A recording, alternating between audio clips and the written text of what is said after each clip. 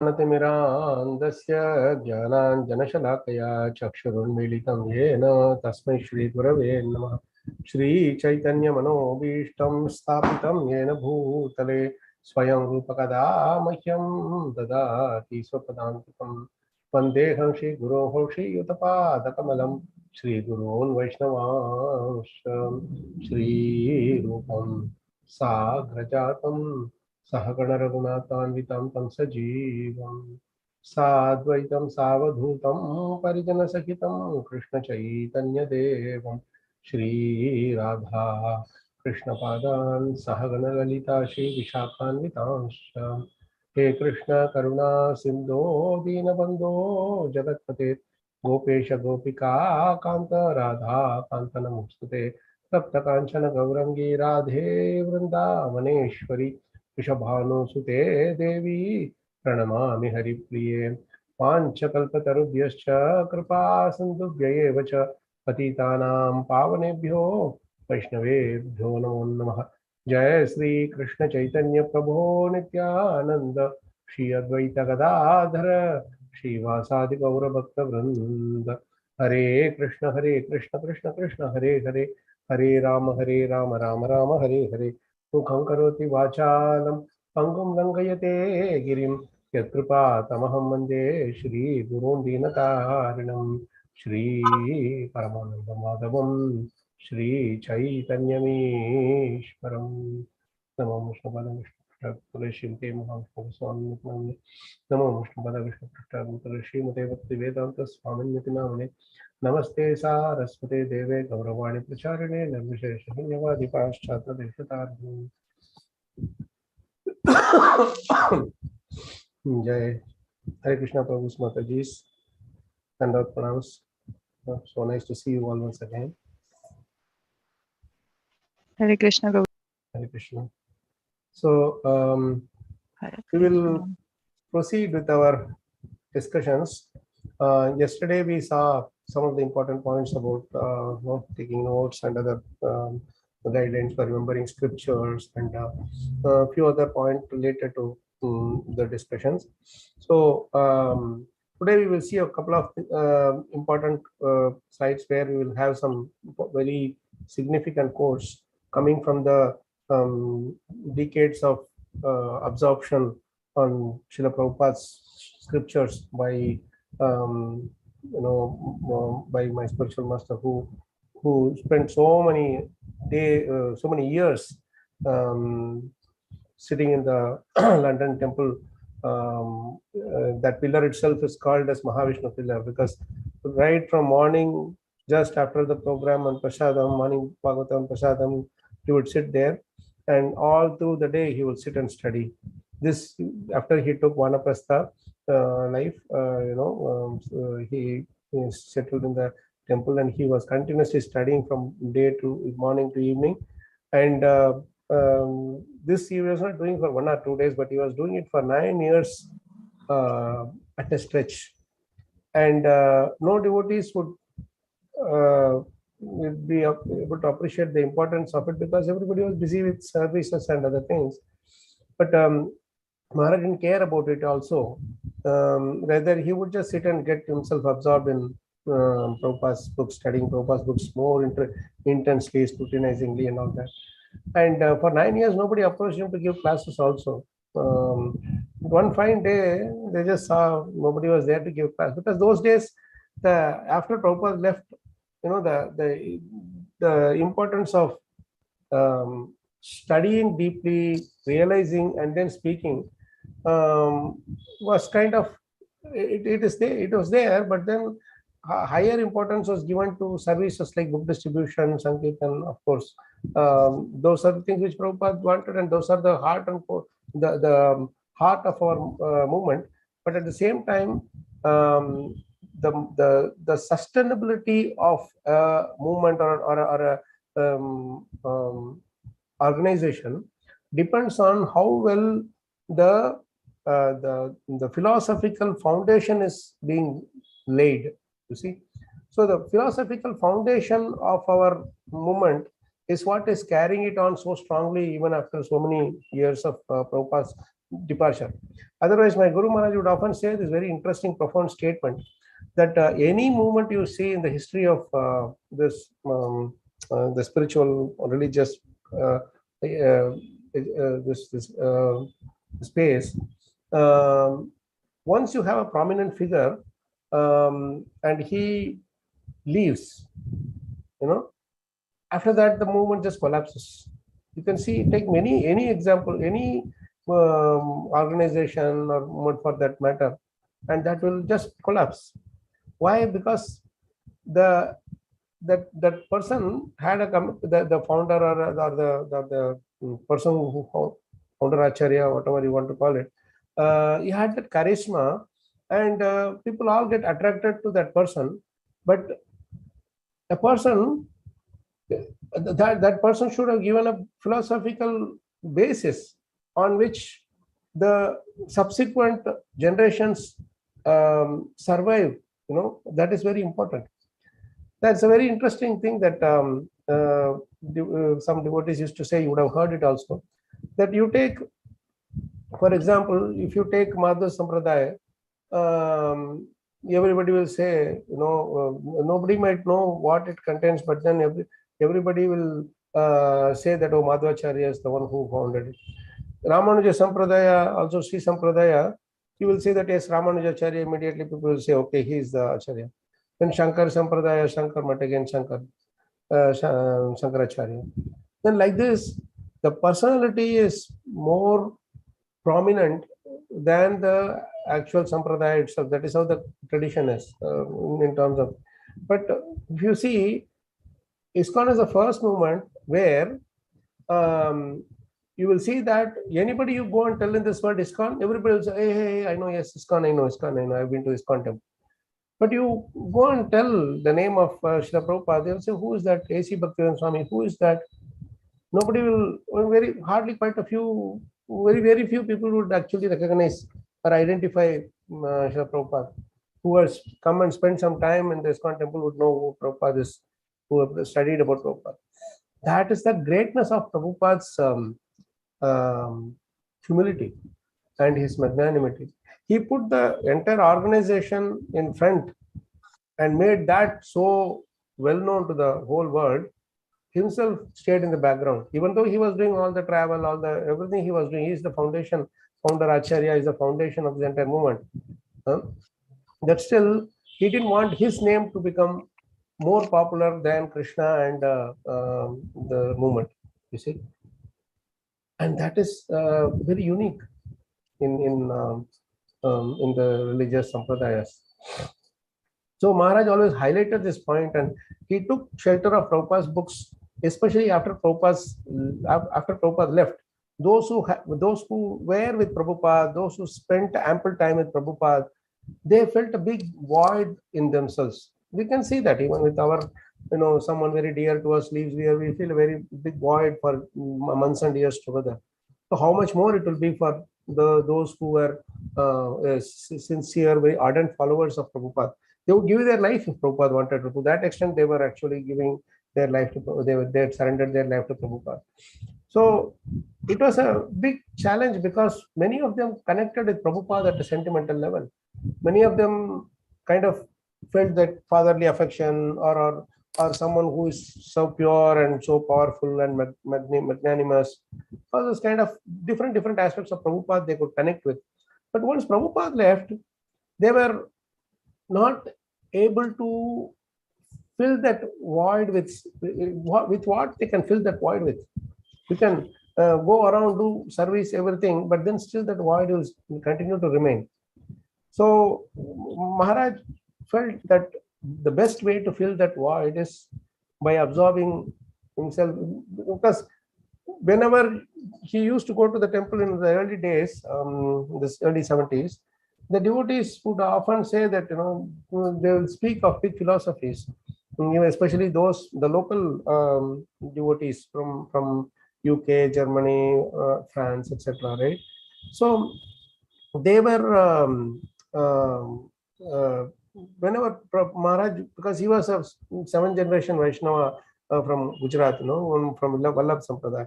So he felt that these people are talking so big philosophy and they are not from our country. How come they know so much about our culture? So he would always often ask, because he was very inquisitive by nature. So where are you telling all these things from? So the devotees would, every time they would say, everything is in Prabhupada's books. Everything is in Prabhupada's books. So he took that cue and he said, oh, if everything is Prabhupada's books, then I should connect with Prabhupada. Then again, Prabhupada always said, after I leave, you can hear me speak from my books. I've left you. Whatever I want to tell you, I've told in my books. So all these things put together created this strong desire for Maharaj in his heart that, okay, let me absorb myself in studying Prabhupada's book seriously. So those 9 years when he was studying, he was not looking for anybody to call him for class or all those things, and he was just simply satisfied just by absorbing himself. So sometimes devotees would come and fall at his feet. They were much younger, like as old as his son, maybe. Because Maharaj settled everything in his Grahastha ashram and then only became a Vanaprastha. They would say, you're as old as my son, don't fall at my feet like this. Then they said, they are sannyasis, but they said that, you are doing something which we cannot do. We can run around, do all kinds of services, everything, but we cannot sit in one place and study Bhagavatam. And you are doing that. And those who are with Bhagavatam, Prabhupada always said they are with Krishna, because Bhagavatam is not different from Krishna. So you are so much with Krishna that I can only pay my pranams to you, my obeisances to you. So like this, devotees would often tell him, but he was not in any way, thinking, oh, I am reading Prabhupada and this and that. No, he was just grounded so much that he was not worried about any of these things. He was simply sitting and reading, but nobody asked him to give class. And one fine day, they just put him in the classes and said, no, nobody is there, so you please give class, you are studying anyway. So that day when he spoke, all the realizations poured out and devotees just went, they were just shocked. It was a jaw-dropping class, this lecture actually. Then the devotees who listened went to the temple president and told them that you please let him only speak. We are he is able to connect to our day-to-day life issues and able to give solution from Bhagavatam. And this is exactly what Prabhupada wanted us to do. It's not like Bhagavatam is somewhere, my problems are somewhere, and there is no connectivity between the two. Then my study of Bhagavatam will only be like out of courtesy, out of a ritualistic. It would become a ritualistic exercise. When I connect the instructions of Bhagavatam and I connect it with my problem, how to solve my problems, then comes that real revelation of, yes, Bhagavatam is the only solution to all my problems. Let me connect with Bhagavatam every day, and that way I will not only be able to get rid of my problems, I will be able to come out successfully in my devotional service, come out really successful in my bhakti, in my endeavors in devotional service. That is where I just wanted to start off with. I think Madhusai Prabhu and a few others would have seen this slide, but I know some of you haven't attended that Why Bhagavatam session, so I would prefer to go through that once again, so that you will have a view of this few important realizations that Maharaj shared with us, and which should be very useful in our studies also. So let me get to this slide. Maharaj taught us at some, in many ways how to actually approach Bhagavatam, because Bhagavatam is Krishna. That we should not forget. So there is a way to approach Bhagavatam. We can't just go to Krishna and say, come on, Krishna, I want this from you, that from you. We need to qualify ourselves. That's one point. Second thing is we have to have a way to approach Bhagavatam, just like we have a way to approach Guru and Krishna. So the first and foremost thing which we need to learn is this. We should understand and be convinced why we are studying Bhagavatam. This is why the question was asked, why Bhagavatam? Why we should study Bhagavatam? How do we tell people that why should we study Bhagavatam? Why should we study Bhagavatam? So this verse number 10:31-9.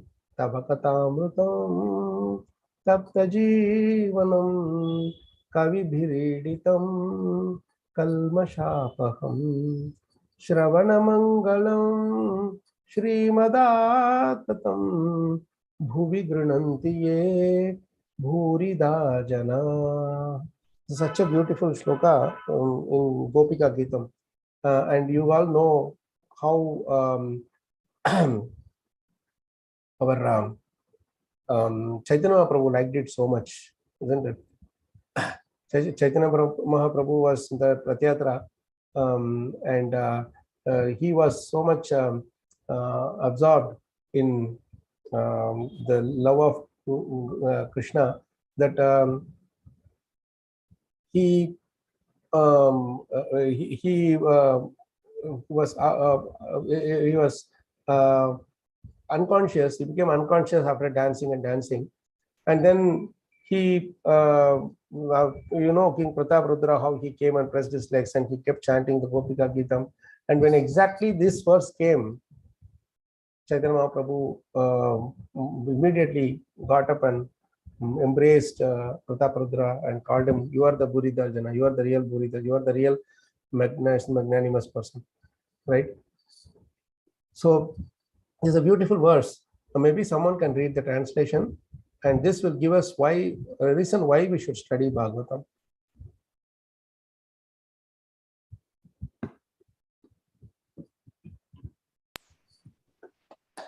May I read, Prabhuji? Please go ahead, Mataji. Thank you, Ji. Hare Krishna. Translation: the nectar of your words and the descriptions of your activities are the life and soul of those suffering in this material world. These narrations, transmitted by learned sages, eradicate one's sinful reactions and bestow good fortune upon whoever hears them. These narrations are broadcast all over the world and are filled with spiritual power. Certainly, those who spread the message of Godhead are more munificent. Most munificent, Bhurida means most munificent, most magnanimous person in the life. So this gives a few important points that gives the significance of hearing Krishna Katha, Krishna's message. This nectar of your words and descriptions are the life and soul of those who are suffering in the material world, right? Tapta Jivanam. Everybody is suffering in this material world. This is the only thing that is there, and they are being spoken by by out of experience. They are sharing these narrations transmitted by learned sages. Kavi Biriditam. What are the important qualities of these transcendental narrations? They eradicate one's sinful reactions, that is kalmasha apaham, and bestow good fortune, shramana mangalam, upon whoever hears them. And Srimad Atatam means Srimad means these narrations are filled with spiritual power. That is why when we hear them, we become transcendentally surcharged. You see, so that is an important thing we should be convinced about. So it eradicates one sinful reaction. It is the life and soul of those who are suffering in this material world, and then it bestows good fortune, Shavana Mangalam, upon whoever hears them, and then it is filled with spiritual power. And that is why these great souls, they are spreading it all over the world. And for that reason, they are munificent, because they are thinking about everyone's welfare. They want everybody to be peaceful, joyful, and cheerful in their life. And the only way is this, and it is proven, Yoginam Nrupa Nirunitam, Hare Namanukirtan. It has been decided, it is a decided truth by the sages and saints of the past. See, so this is why this is the thing that we have to be convinced. We should understand, be convinced why we are studying Bhagavatam. We are studying Bhagavatam because it is the most powerful, that bestows Srimad, it's filled with spiritual power. It bestows the spiritual power. It bestows Mangalam, all good fortune, and it eradicates all our problems, all our miseries and everything. And that is why we are supposed to be distributing Srimad Bhagavatam to everyone and anyone and everyone. And then when we do this, what happens? We realize when we are actually distributing Bhagavatam, we are releasing Bhagavatam and distributing only, we will realize that it is not a material exercise. My studying of Bhagavatam is not a material exercise. Why? Because Bhagavatam is not different from Krishna. Just like you touch the deities and do the alankar and everything, you will feel something different. You will feel that it's such a great opportunity has been bestowed upon you. You do it very carefully with so much awe and reverence. Same way, Bhagavatam is not different from the Archa Vigraha. That is Archa Vigraha. This is Charcha Vigraha. That's all. There is no difference. So you are directly connected to the Supreme Lord. And so what will happen? What we are supposed to do? We must approach with simplicity, sincerity, humility, eagerness, and gratitude. These 5 qualities are very, very, very important when we approach Bhagavatam. We should be very simple. We should not have too many ideas that, hey, by reading Bhagavatam, I should become a big scholar, I should become so famous in YouTube and this thing, bus, Facebook and so on. That is not, should be there, And we should be sincere in our attempts. We should not do some hodgepodge way, like, so quick, I want a quick fix. I want to have shortcut to become famous. No. And then we should be humble. There is nothing that just because I am studying Srimad Bhagavatam, I don't grow to horns on my head. I am also like anyone else. It is just that we are given that access to the good, the godown of good fortune, Pandora box of good fortune. That's all. Still, we need to do our endeavor, own endeavor, And then we should be eager. We should look forward to, like how Akrura was looking forward to seeing Krishna, how Sudama was looking forward to meeting Krishna, how Arjuna was looking forward to meeting Krishna. Like that, we should also look forward to meeting Krishna into the pages of Bhagavatam and Bhagavad-gita. And then when we actually touch Bhagavatam, we should express our gratitude to Krishna, because we are not qualified to touch Srimad Bhagavatam.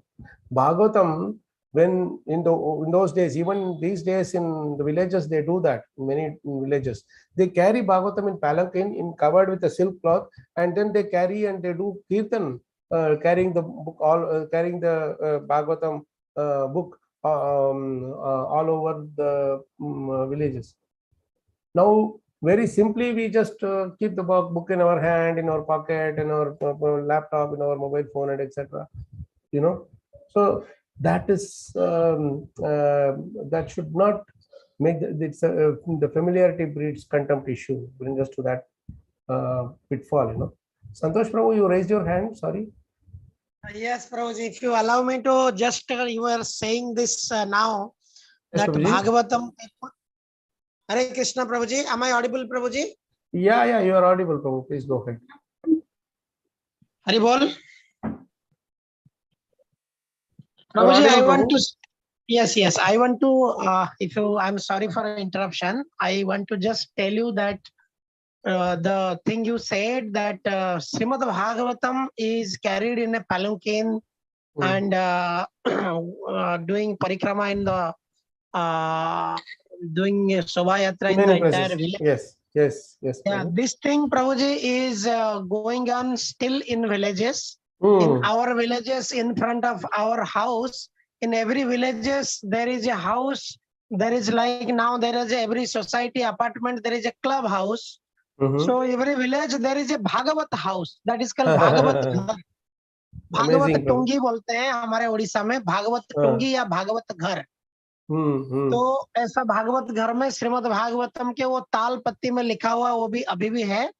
और वो ताड़ पत्ती के जो पत्ते में लिखा हुआ है आज भी वो एक पुजारी है, वो वहां पे पूजा करता है, कीर्तन पूजा पाते हैं भागवत जी.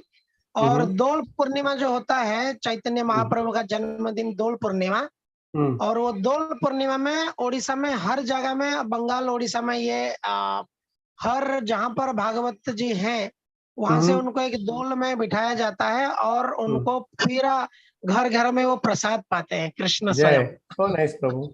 Thank you for sharing that. And it happens not only in Orissa and Bengal for that matter, Prabhu, in Karnataka, in Maharashtra, even in Kerala, Tamil Nadu, any place you take, Bhagavatam is glorified. Yes, universally. Thank you for sharing that, Prabhu. Thank you for allowing me. Yeah, so nice. Thank you, Prabhu. Thank you.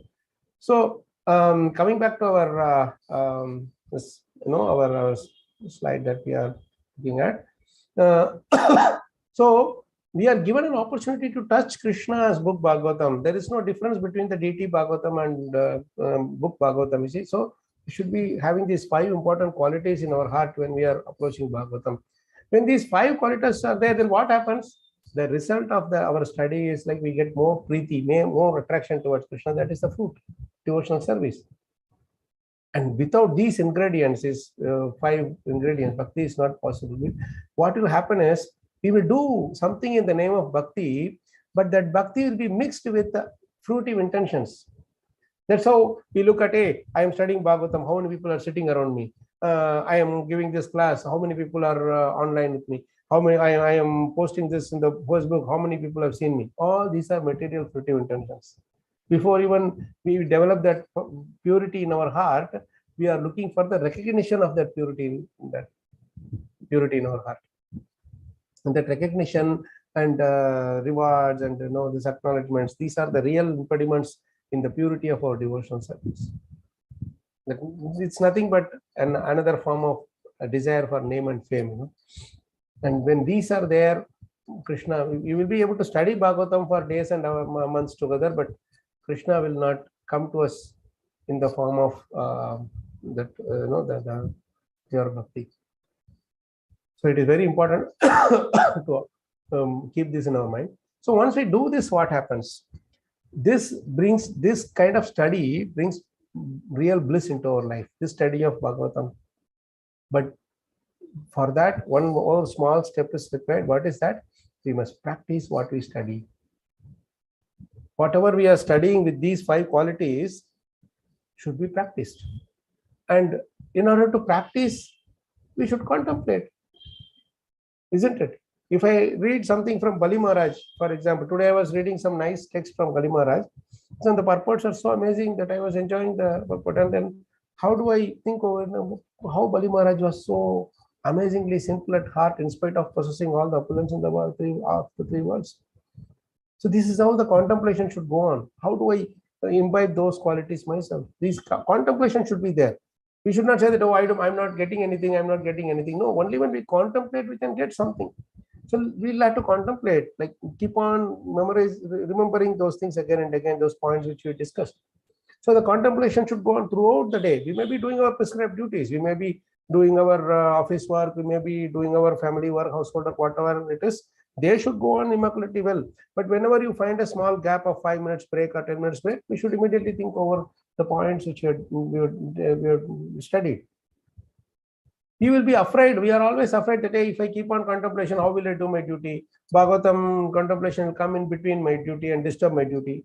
No, it is not the truth. The real truth is, when we keep using those 5-10 minutes gap break to contemplate on Bhagavatam, to scrutinizingly meditate on Bhagavatam message which we studied for the day, then it will enhance the quality of our duty.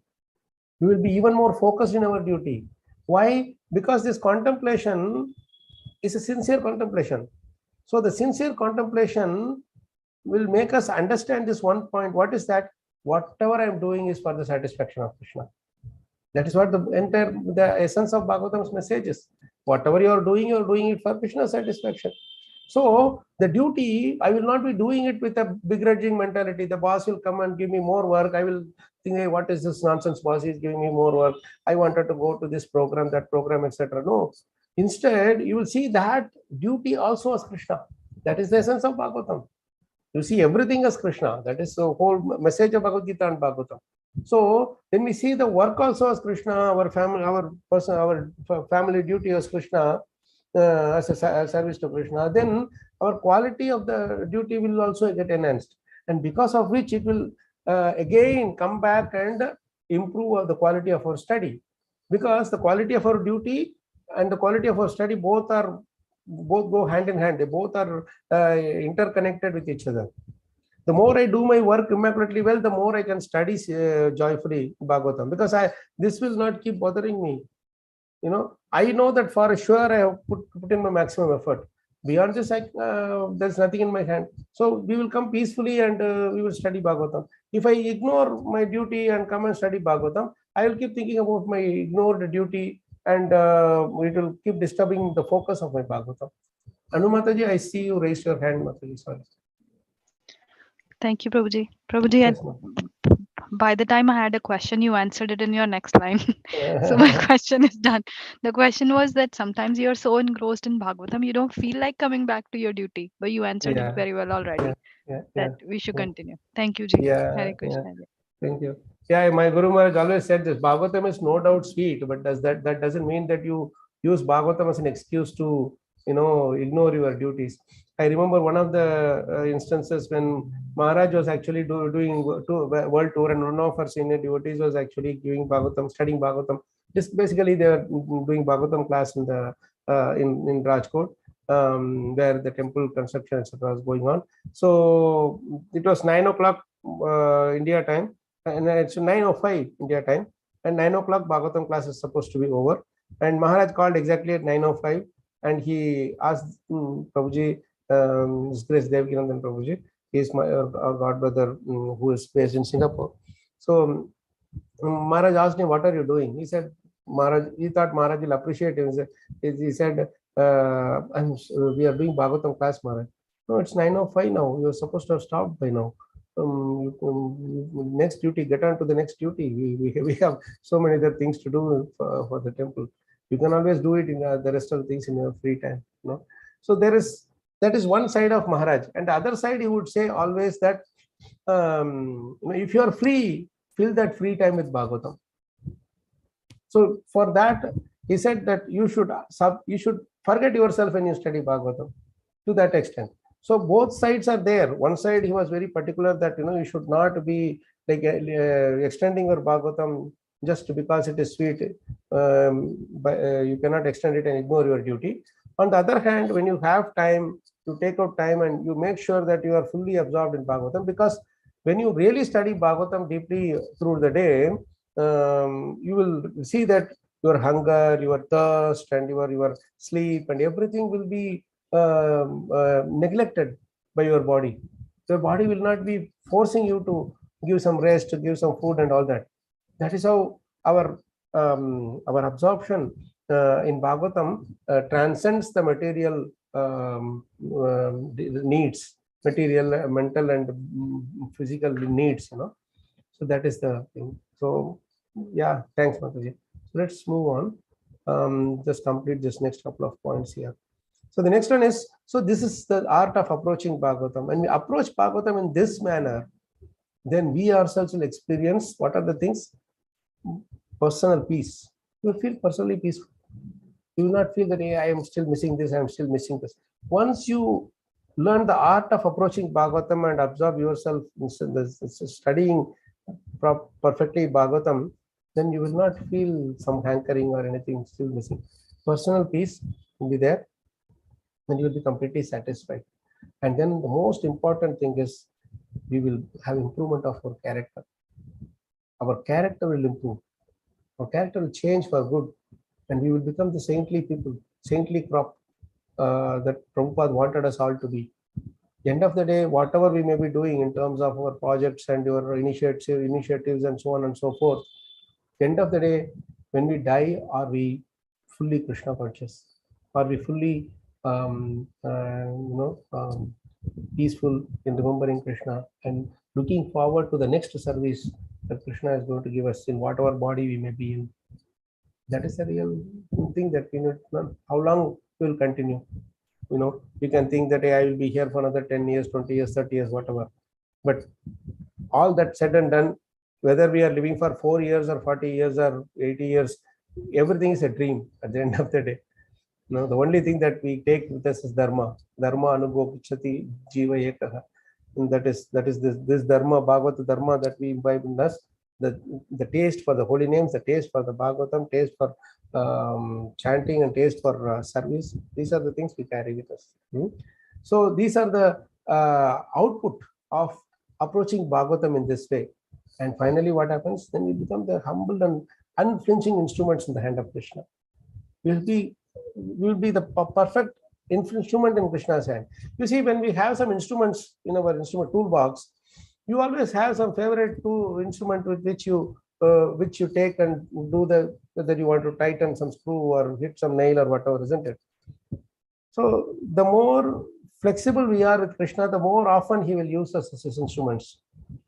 So we will present Krishna in such a way that it touches the heart of the audience, and it inspires them to take it up more seriously. And that their lives also will change for good. Their character also will improve, and we will become an instrument for this entire transformation. This word you see. So this is the kind of a sequential plus, but some realizations that Maharaj had shared. Nice. Any questions here before we move on?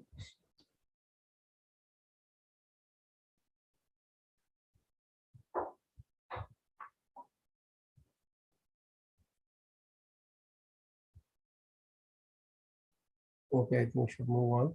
So let me share with you one other slide, which is really very interesting to go on, and then we'll go into the different methods of study.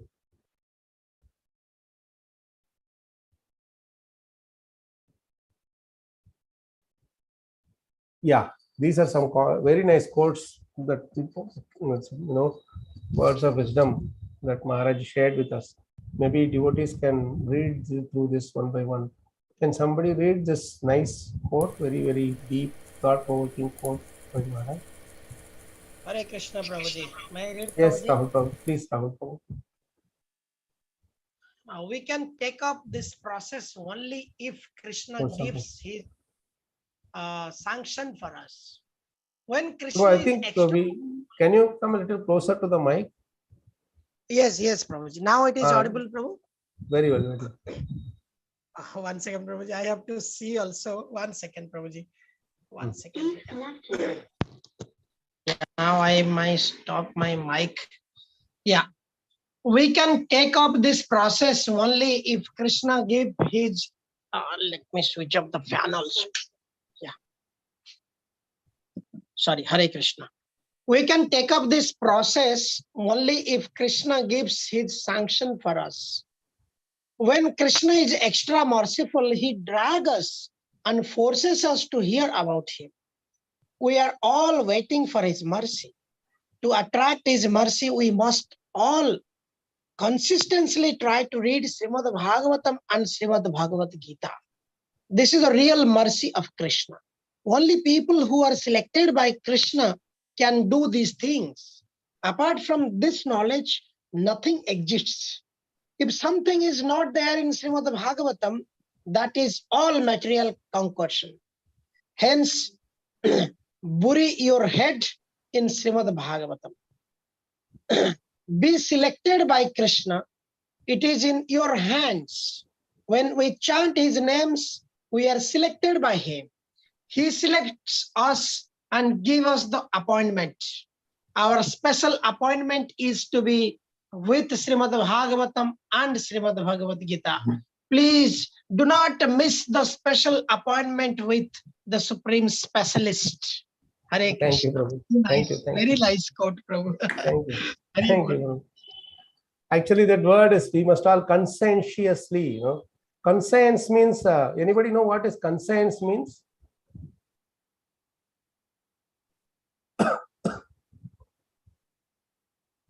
Our dictionary says conscientious means wishing to do one's work or duty well and thoroughly. Means it. In other words, he in his heart, he knows what he is doing is right or wrong. That is what we call it as conscience. Conscience means the voice of Krishna, Paramatma's voice. So we should read with conscientiously, means we should read with this being conscious that of what Krishna will be thinking, what message Krishna will be giving us as Paramatma in our heart. Whenever we are understanding something, also that understanding is also coming from Paramatma, because he is observing our sincerity. He is observing what we are doing. He goes, okay, let me give this knowledge to him. Let me give this remembrance to him, like this. This is the real mercy of Krishna. And as Maharaj said so nicely here, we are selected today. Whoever we are to study this, we are selected today. Maybe some other nice service someone else is also doing, they will also be selected by Krishna for that. So that without Krishna's selection, we cannot move an inch. So Maharaj always used to say, bury your heads in Bhagavatam.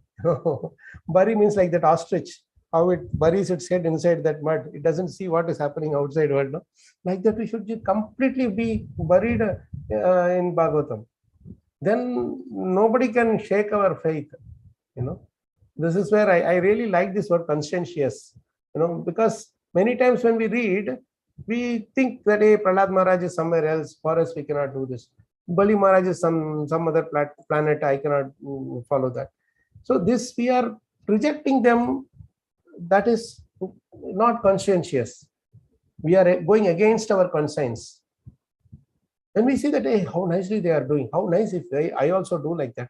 When will I get a chance to do like that? With Krishna, we pray to Krishna, Krishna, can you please give me an opportunity to be as surrendered as Bali Maharaj, to be as obedient as Prahlad Maharaj. That is conscience. We are not only listening to Krishna's voice, we are also speaking back to Krishna. So when we are trying to understand Bhagavatam also, we are actually speaking to Bhagavatam. We don't realize, but our mind is speaking to Bhagavatam, our Atma is speaking to Bhagavatam.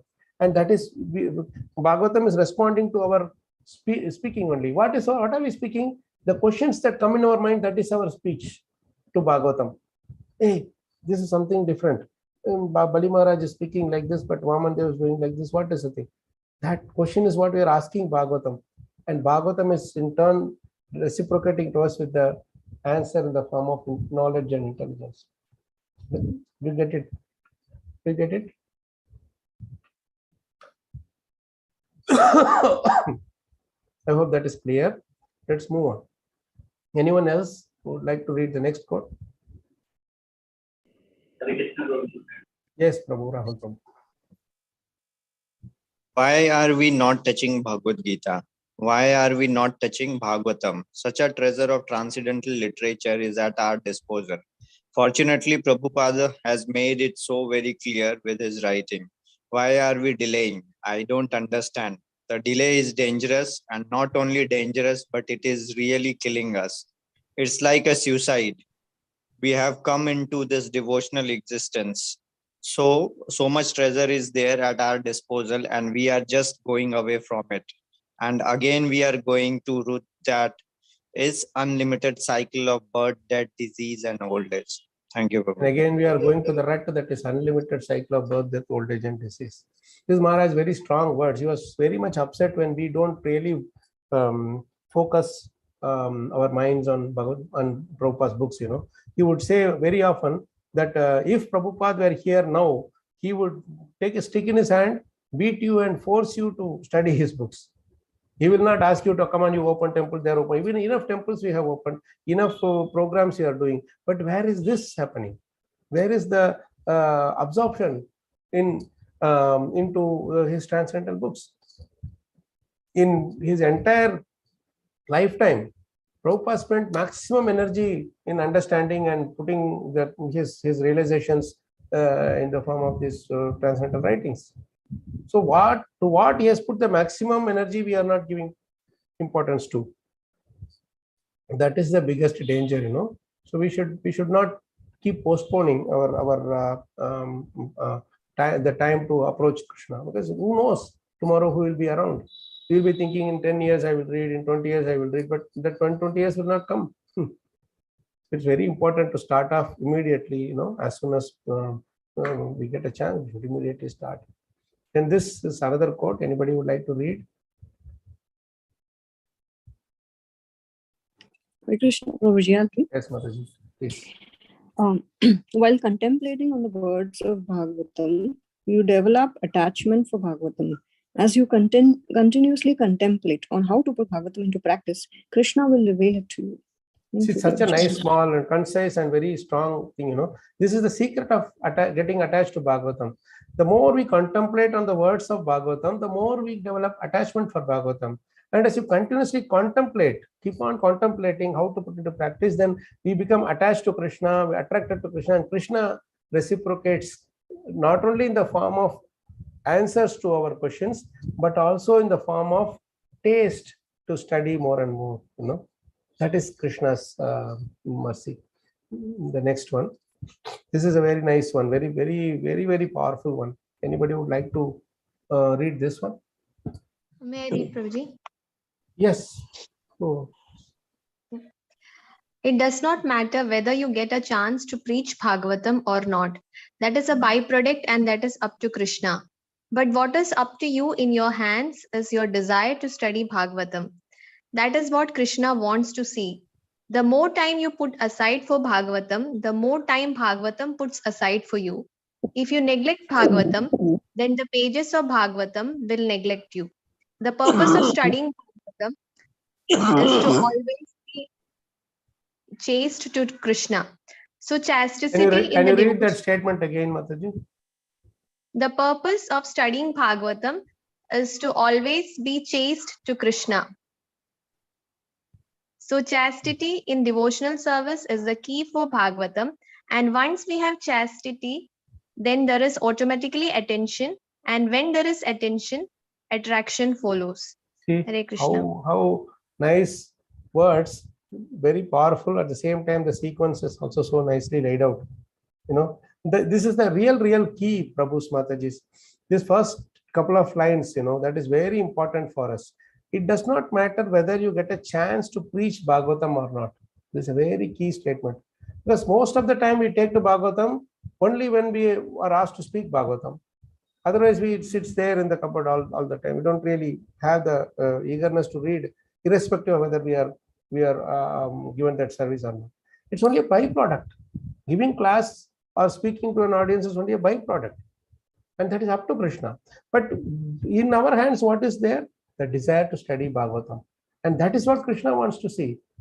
Krishna wants to see how much you have the desire to study Bhagavatam. He doesn't want to see how much you desire to speak, give class on Bhagavatam. You see, Bhishma Dev, when did he get a chance to speak Bhagavatam? Does anybody know?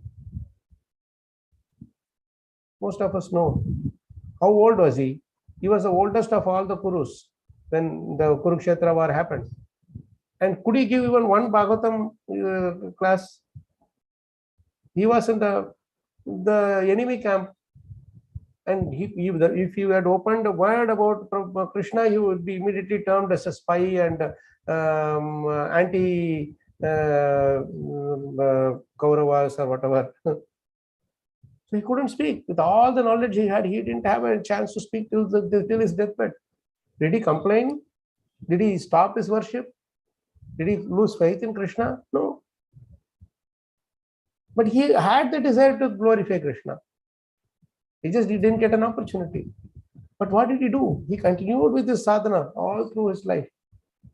So that's where the more time we put aside for Bhagavatam, the more Bhagavatam puts aside for us. And the most important and the purpose of studying Bhagavatam is to be always chaste to Krishna. What is chastity to Krishna means? Who can say this chastity to Krishna means? In just one stanza, we can say that. We all know that stanza. If you have been there for a while while following Krishna consciousness. And every day we recite that. If you are doing Mangalarti. Yes, exactly. Mat prana natastu saye na paraha. You give me an opportunity or not, or you put me here or put me there or whatever it may be, but I will not budge an inch from being attached to you and your service.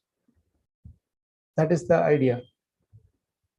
And studying Bhagavatam gives us that chastity, which Chaitanya Mahaprabhu wanted us to be.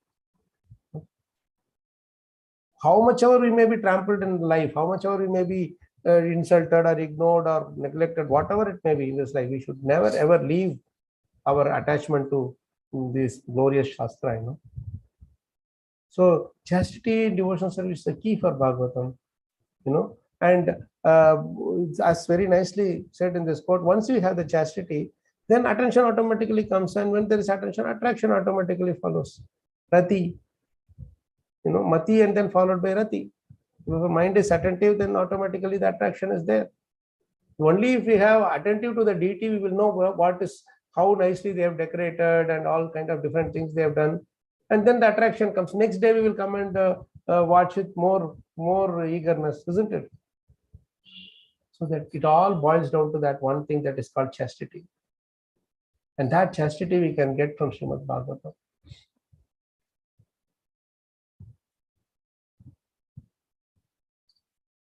So does this help, Prabhu's Mataji's? There are a few other slides like this. I don't want to get into all of them. I will share with them anyway when I share the slides of the day. Now let's go to the different study methods. We'll quickly go through this because time is limited. We will only do an overview today, and then the detailed thing we will see tomorrow. And once we get into the details of those study methods, we will get into the demo also of some of the methods. There are broadly, if you want to divide, there are 3 different methods, and within that 3 different methods, you see multiple different sub methods in that sense. So overall, there are total 10 study methods which are classified under these 3 categories. First and foremost is recitation. That the first, I won't say foremost, can be foremost for anybody, but first type is recitation, where Bhagavatam is so nicely laid out. The shlokas are so nicely laid out in different meters, in different chandas, and so nice that we can sing them so beautifully. And the vibration of this shlokas has a totally different effect in our bhav. And that is why, just even though you may not understand Bhagavatam, but just by simply reciting, we will be able to relish Bhagavatam. No, Revati Mataji, it's not a sequential order. It can be done in any ways. I've just put them in like this order, that's all. Okay. So one thing we can do is there are so many different prayers are there. Every day, 10 minutes you can read Kunti Maharani prayers, and then read our. If you are worried that I don't know the tunes, we have in our that mobile app, we have that which we have developed. In that we have the Bhagavatam prayers, then whole Bhagavatam also recited nicely by some devotees. So you can take help of that. Sometimes you may not know the tunes for the ragas for the prayers, the chandas and ragas for the prayers and shlokas. So that you can take help. So 10 minutes only to take to recite the entire Kunti prayers. Every day you recite, you will be in touch with Bhagavatam. But the most important is we should do it with proper pronunciation. That's one important thing. Second thing is we should do with the right bhava, that we are touching Krishna in the form of his transcendental sound vibration. This is about recitation. We will get into the depth of it tomorrow as we go into the depth of each of those methods. The next thing is running reading. Now people will want to get a view, bird's eye view of the chapter or the episode, etc. So for that, it's a nice way to read through the entire chapter, only the translations, or verse translation like that. Or you read the verse, you read the translation, you read the purport, you read word for word, everything in sequence. This way you could go in a sequence and continue to do the Bhagavatam. This reading only translations or verse and translations, you can do 1 chapter a day. It will not take more than 20 minutes for you to read only translations and only verse and translations. But what the beauty is, if you start on the first day of the year, you will finish entire Bhagavatam within 11 months, because 335 chapters are there. Each day one chapter. By November end, January 1st to start, November end you will finish the entire Bhagavatam one round. So this is very nice. Many people will say, oh, how long it will take for me to do Bhagavatam? No, in quick, it's like what do you call, a fast track thing. So you just do running reading. Here, you may not get into the depth of each shloka or each verse or translation, but you will read, you will get a bird's eye view, and you will get a flow of the chapter, the connectivity between the shlokas, etc. You will get it. And the third, within this running reading, the three methods, that those who know the Sanskrit recitation, they can do verse and translation. If they don't know verse recitation, they can only do the translation, like a story they can read. That is also good. Then the third method there is reading verse to purport in sequence. These people read like a sequence every day, 5 verse, 6 verse, like that, without leaving anything, to keep reading going on and on. This may take more than 1 year. This may take sometimes even 3, 4 years, 5 years, whatever. But people would like to do it that way. They can do. That is another running reading. when you do the running reading, you may not have time to take down notes. So the workaround for that is you may just take some brief pointers, or you may come back and read them again in your deep study, and then take notes also. That whichever way. You can also combine taking notes in your running reading. There is nothing that stops you from doing that. It depends on how much time you are spending. 20 minutes, suppose you are spending for reading the translation and words, then you can take down nice notes from there. For another half an hour, you can spend and take down the notes for the day. That's what I do in my running reading. I keep varying my methods of taking notes. One pass. I do take the word for word and some 1 or 2 lines in the purport, like that. I take notes. In some places, I only take the purport lines and nothing else as the notes. Maybe 1 or 2 lines from each purport, for some 4 or 5 purports, 5 6 purports, like that. So we keep repeating this in a cycle every year. That is a nice way of being touched with Bhagavatam. And then the deep study is much more thing where you go into the depth and what we are talking about, the contemplation and scrutinizing study, etc. So this you do verse by verse in sequence. It may take years together, but still it's a good thing to do. That is first way. The second way is concept wise. Suppose you take the concept like karma, or modes of material nature, or humility. These are all concepts. So you take a concept and you see where and all the different places where you have access to that concept. Then, like say, the way Sudama is exhibiting his humility, the way Arjuna is exhibiting humility, the way Bhishma Dev is exhibiting his humility. So take out those pointers and collect them together in nice notes, form a nice notes, meditate on them. Then you have a ready-made thing for giving class on humility. You see. So this is again one way. Here you don't go in a sequence, but you take it in like pieces, like where you collect some from different places and put them together. The next thing is preparing for class.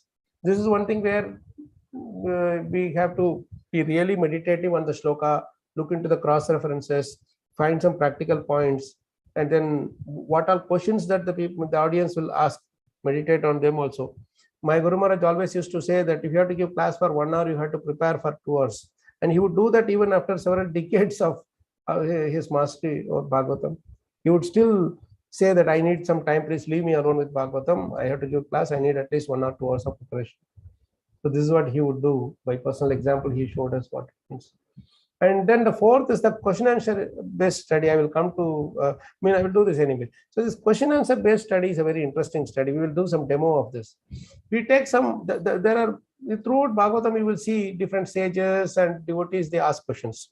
And then the answers are also given, like say, for example, Vidura asks question, Maitreya answers. Shukadev Goswami, Parikshit Maharaj asks question, Shukadev Goswami answers. Shravana Krisha asks questions, Shravana Krisha asks questions, Suta Goswami answers. Like that, there is always this discussion going on. So we collect those questions and find answers and try to meditate on that. That is a beautiful, that's a one of the very relishable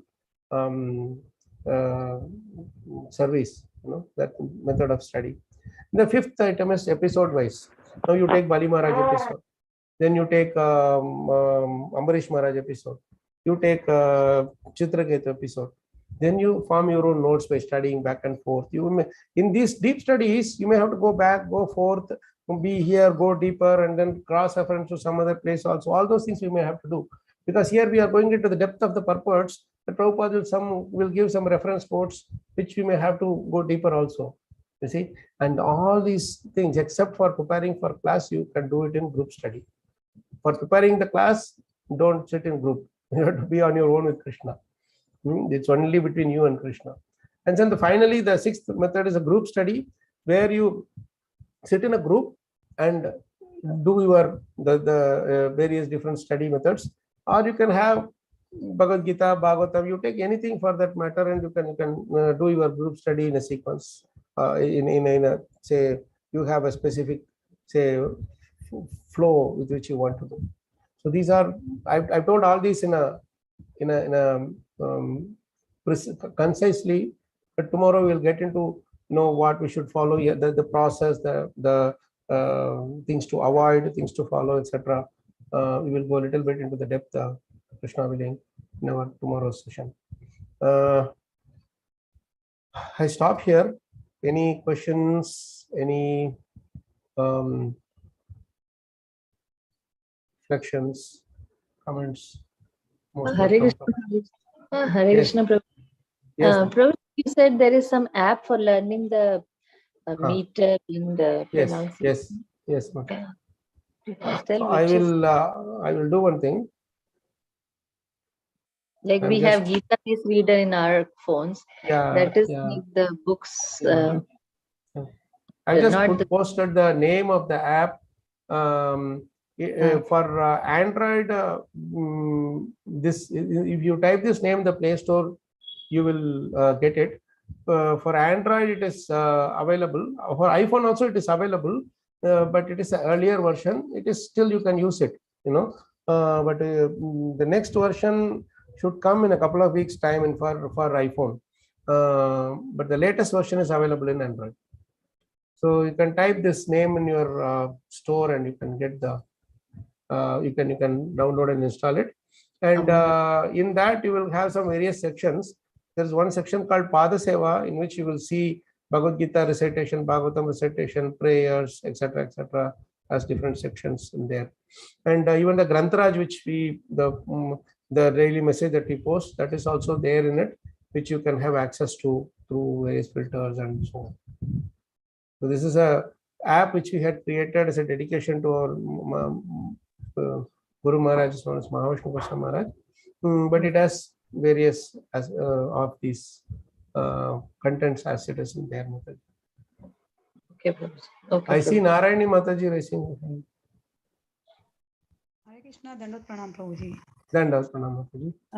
प्रभु जी, जैसे हम भागवतम पढ़ते हैं, so like सिर्फ ऐसे मतलब ऊपर पढ़ना है या उसको अपने में उतारना है, मतलब कुछ ऐसे उसमें पॉइंट होते हैं व्यवहार में लेकर आना।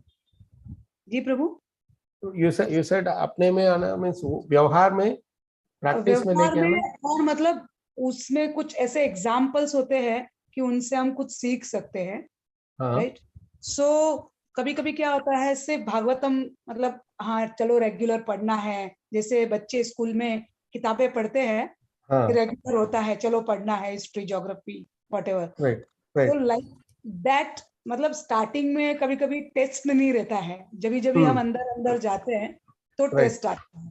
सो लाइक सिर्फ ऊपर पढ़ना है या उसमें अच्छी से घुसना है और जैसे अंदर गहरा जाना है माताजी, अंदर as much as possible go deep. See, the running reading is usually for those who are very beginners, those who are like just come and they got a Bhagavatam set, they don't know, hey, they have got 18 different volumes, what am I going to do with it? People just came and gave me, I don't know what to do, who to connect with and all that. So such people, it's a really good option to read through the running reading, just the verses or translations and try to understand the sequence, etc. Because once you get into the purport, you go deeper and deeper and you will not come out. Right? When you come out, it is like, oh, which verse I was reading, I was getting so much into. So you get sometimes lost in the nectarian maze of Prabhupada's purport. Okay. But it is really important to get lost at some point in our life to Prabhupada's purports, right? So that is where our word for it equivalents also, for that matter. So we need to somehow get to that point. But until then, we should not feel that like let the waves stop, I will then jump into the water to swim. No, we have to start up, isn't it? So नए लोगों के लिए तो हम ये विश्वास दे सकते हैं माता जी कि आप ऐसे पढ़िए, रनिंग रीडिंग के मतलब लीजिए, then you will slowly get that taste. And I promise you, whoever has taken to running reading, they will read running reading for some time, but then they will also fall into the trap of deep reading. Slowly they will get used to, they will get attraction to, oh, let me read the purport, let me read the word for it. Like that, they will get caught and their life will be finished in the positive way. Thank you, Prabhu. Thank you, Mataji. Yeah, you can depending on the type of people, depending on their moods, you can always give various. These 10 methods are not the exhaustive methods only. There can be many more methods people might devise, devotees might devise based on their intelligence, comfort level. So these are only some little guidelines. Thank you for that question. Some things we don't cover, when we keep doing it regularly, but these questions help us cover those missing dots. Thank you. And I like that sentence, Archa Vigraha and Charcha Vigraha. Very nice, Prabhu. Yeah. So, any other questions, comments?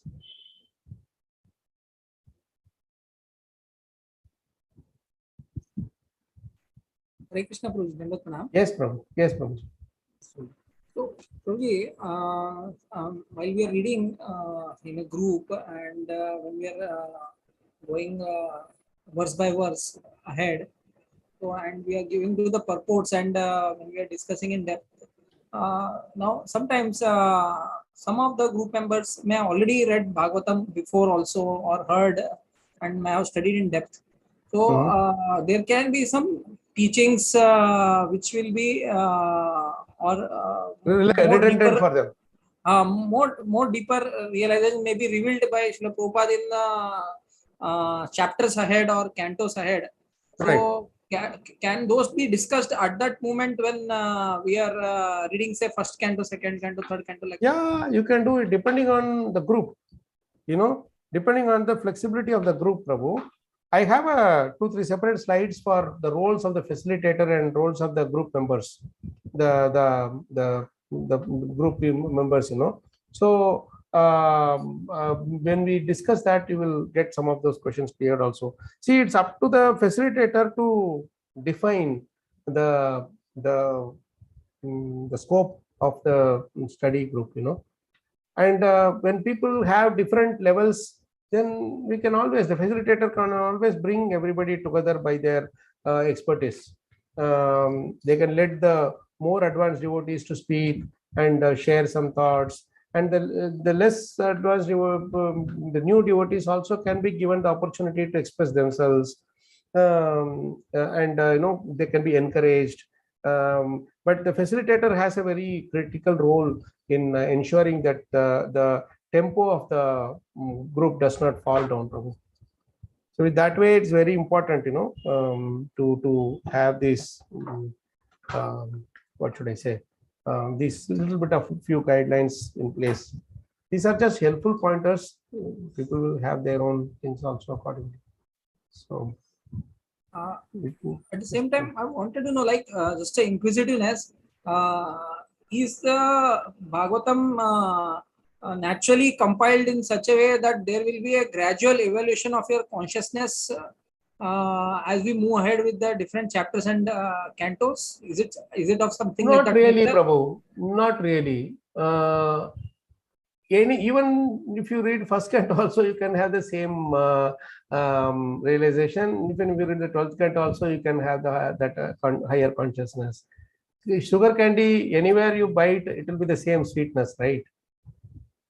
So Bhagavatam is that sugar candy. What could be the reason, like when Prabhupada puts that preferably you should start reading from first and then slowly proceed towards 10th?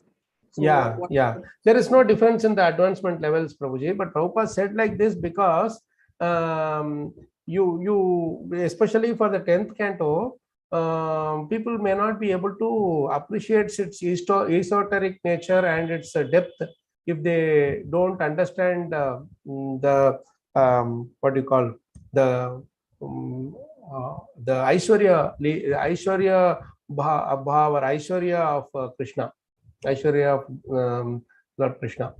You see, so though for first 9 cantos, a lot of places Tattva is very clearly explained, and along with the Aishwarya Tattva is very clearly explained, brought up. So by appreciating the Aishwarya Bhava of the Lord, we will be able to appreciate his Leela Bhava, Leela Tattva of the Lord. Get me? So that is 10th canto is fully Leelas.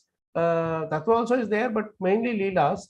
But to get to that point, it's better to start off in sequence and understand the tattva part of it first. Can we understand like that, that as we read gradually, observably, in depth from first canto to ninth canto, so we will be slowly free from these defects of envy and lust, and then we'll be able to really understand the actual leelas of the Lord? Can we think in that direction? Will Bhagavatam be able to purify our consciousness to that level?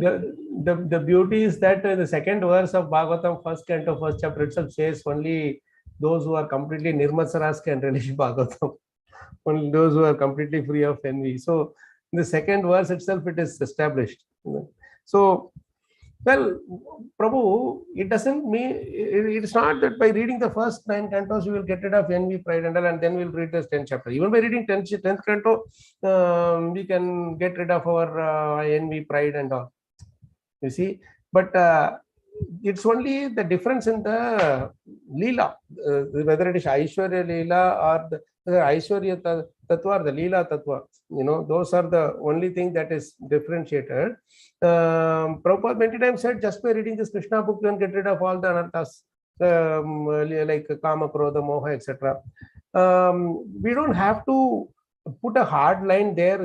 That's my thing, based on hearing from the other senior Vaishnavas also, that there is no need to put a hard line there that, if you want to get rid of anarthas first, you follow the first 9 cantos and then you go to the 10th canto like that. That's not really necessary, because in the other cantos also you see many leelas where you will have to be very broad in your acceptance. But it is also mentioned that in the 9 cantos, first 9 cantos, predominantly the descriptions are of the Narayan Leela, predominantly. Krishna Leela is also there, but predominantly that, like say for example, Sarga Leela and then various other places. So that is very important for us to have our consciousness very clear. You see, only for this part, that we should not take Krishna's pastimes for granted, just like any other human beings Leela like that. That's the only reason. But whichever canto you study, you will get the same effect of our anarthas being dissipated, the love of Krishna being established. These you can get from reading any canto. For that matter, even if you study Narsinghadev Leela, you will get the same thing. There is no difference in the potency of Narsingh Leela and Ram Leela and Krishna Leela in that sense. But what you are getting in Krishna Leela is that you get the complete the exposure to Krishna's all different forms of exchanges with his devotees. That's one difference that you have. But as far as Krishna Prema is concerned, you can get pretty much whatever you get in 10th canto, you can get in 7th, 8th cantos also. Otherwise, why would Chaitanya Mahaprabhu sit with Gadadhar Pandit and every day study Dhruva Maharaj story and Prahlad Maharaj story? He could have directly said, come on, you talk to me 10th canto, Krishna Leela. No, every single day in Puri, he will go take bath in the ocean, go and meet Haridas Thakur, who is very close to the ocean. That's where he was staying. And then from there, he will go to Tota Gopinath and sit with Gadadhar Pandit and keep hearing, you please speak Prahlad Maharaj story today. And then the next day he comes, Gadadhar Pandit say, can I say something else? No, I want to say Prahlad Maharaj story. You see, when we are in that platform, Prabhu, we will see everything as non-different. Until then, we will differentiate between one and the other. You see. Thank you very much, Prabhuji. Thank you, Prabhu. Nice question, Prabhu. Any other questions? Very nice questions I'm hearing now today. Any other reflections? So after we get into, as we get into the various study methods, one of the important sections we'll have to go through is the chandas, how to identify the chandas, identify the meters, the length of the shlokas, the thing, and which class that belongs to, all those things. It's a elaborate thing, but I will try to make it concise because we have a few other things to cover also. And Anandaram Prabhu and Madhusevit Prabhu, just one quick request to you. If by chance, if this has to be extended by a couple of more sessions, is it okay, or we are strict about, we have other things lined up so that we have to close this this particular batch with eight sessions? Perfectly fine, Prabhu. Hare Krishna. Thank you for accommodating, because sometimes it might go 1 or 2 class extra. So already we are not a problem at all. Yeah. So any other questions, any other comments before we wind up? Hare Krishna Prabhu. Yes, Mataji. मैं एक बताना चाहती थी कि जब मैं मुंबई में रहती थी तभी मेरे छोटे भाई जो है, सॉरी मैं हिंदी में बोलती हूँ, मुझे हिंदी में बोलिए मैं समझ सकता हूँ. चलेगा. सो जब मैं बॉम्बे रहती थी भाईंदर में, सो भाईंदर से चर्चगेट अगर किसी ने ट्रैवलिंग किया होगा तो हम बोलते हैं उसको कि वो नरक में जाने जैसा रास्ता है. तो जब भी मेरे शिक्षा गुरु भागवतम पढ़ते थे पार्टी टेम्पल से हनुमान प्रभु, तो मेरे भाई जो थे वो दोनों का प्लेस एक ही जगह था जॉब पे जाने का, चर्चगेट साइड में. सो मेरे भाई स्पेशली उनके मुख से भागवतम सुनने के लिए 1 घंटा पहले जाके ट्रेन में उनको भाईंदर लोकल में जगह पकड़ के रखते थे. My God Krishna. भागवतम, क्योंकि तो भागवतम पढ़ने के लिए नरक भी जाने के लिए तैयार थे. Yes. So, very rush is there on the train. So especially for that, उसके लिए वो खास जाके बैठ जाते थे, क्योंकि वो प्रभु जी आएंगे, उनके लिए भी जगह होगा और मुझे भी, और जगह एसोसिएशन ऐसा लेते थे कि हाँ मुझे भी. Amazing. Like that. And जो प्रभु जी भागवतम देते थे वो पढ़ाई में कभी होशियार नहीं थे, जो मेरे शिक्षा गुरु थे. बिल्कुल मतलब हम उनको बोल सकते एक मवाली बोलते उधर. But now is the top most Bhagavatam. इतना अच्छा बोलते हैं. That is how Bhagavatam transforms us, Yes, that's why I was. Thank you. Thank you, Mataji. Very nice. Very sweet. It was very nice. Well, sometime I'm looking forward to seeing you and Prabhu somewhere, either whichever part of the world that may be, but try to meet. Sure. Very nice. Thank you. Thank you, Hare Krishna. So Prabhu's, so should we wind up here and say Connect Krishna willing tomorrow? Is that okay? Okay, Prabhuji. Thank you. Thank you, Prabhu's Mataji. Hare Krishna. Thank you, Prabhuji. Thank you. Krishna. Thank you very much, Prabhu. Jai Srila Prabhupada. Prabhupada. Jai